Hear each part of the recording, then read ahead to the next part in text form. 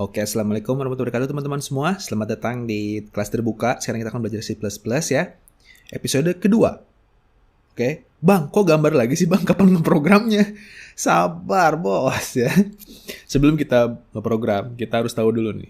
Kita butuh apa aja sih untuk memprogram C++ ya.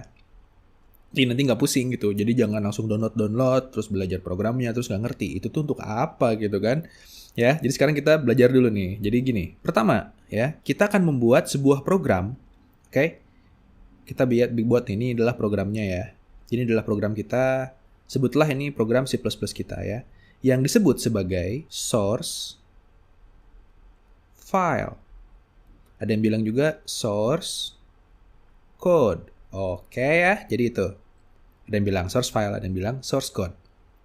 Nah, ini C++ ini itu kan ya rata-rata isinya adalah sintaks-sintaks atau sintaks-sintaks yang dalam bahasa Inggris, benar nggak sih? Ya, bahasa Inggris.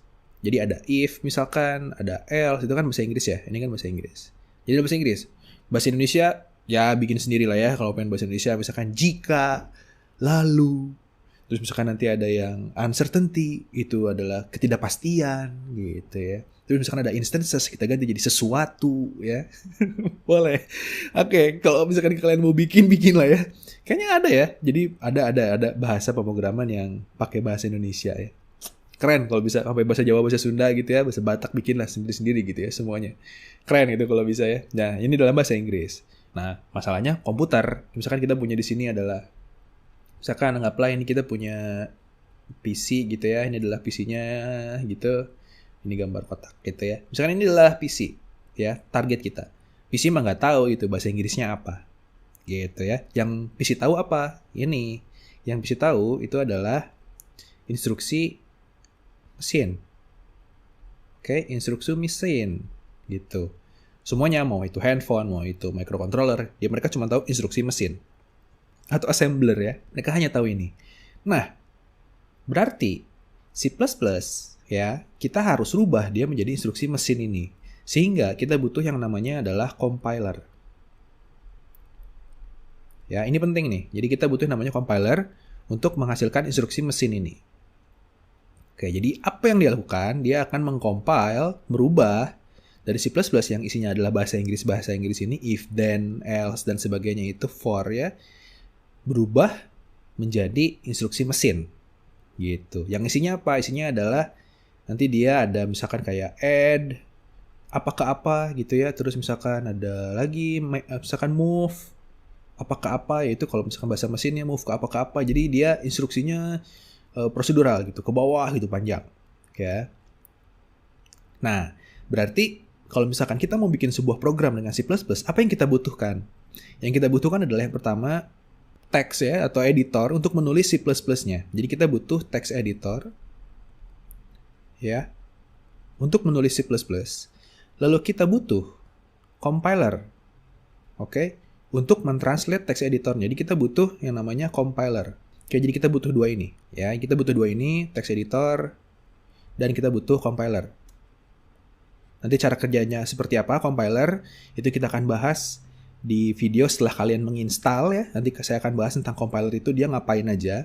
Oke, nah nanti dari sini, text editor akan masuk compiler, nanti dia akan menghasilkan sebuah file, ya.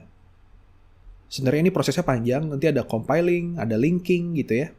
Nanti di sini akan menjadi sebuah file yang bisa di-execute. Jadi kita bisa bikinnya executable ya, yang bisa dijalankan oleh PC.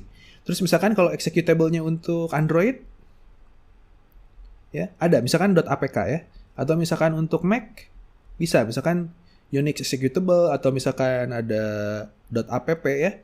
Bisa. Nanti misalkan apa lagi untuk iOS bisa misalkan ya. Nanti executable lagi misalkan untuk microcontroller. Bisa. Oke. Nah, jadi nanti executable ini yang akan masuk ke sini semua. Oke ya. Nah, jadi itu instruksi mesin. Jadi kita sekarang butuh yang namanya text editor dan compiler. Oke, ya. Kita bisa terpisah text editor dan compilernya atau kita bisa satukan. Nah, kita bisa mendownload yang sudah nyampur semua. Ya, yang udah nyampur semua itu namanya adalah IDE. Ya.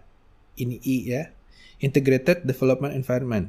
Nah, jadi di sini nyampur semua. Jadi text editor sama compiler sudah nyampur. Di situ ada Visual Studio, ya, ada CodeBlocks, oke, ada Dev C++, atau mau pisah, misalkan kalian mau pakai Notepad++ terus beli download compiler sendiri, ya bisa. Nah, sekarang kita install dulu ini semua, sehingga kita bisa menghasilkan instruksi mesinnya. Misalkan kalian PC-nya mau pakai apa? Pakai Linux, pakai Windows, atau pakai MacBook, ya. Terserah, kalian download yang khusus untuk komputer kalian. Sehingga kita bisa belajar C++. Gitu ya.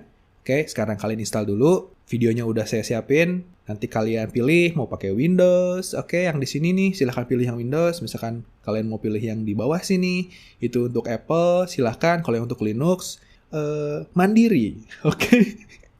Bisa install sendiri. Oke ya. Sip, kalau begitu selamat menginstal dan sampai ketemu di tutorial selanjutnya. Bye.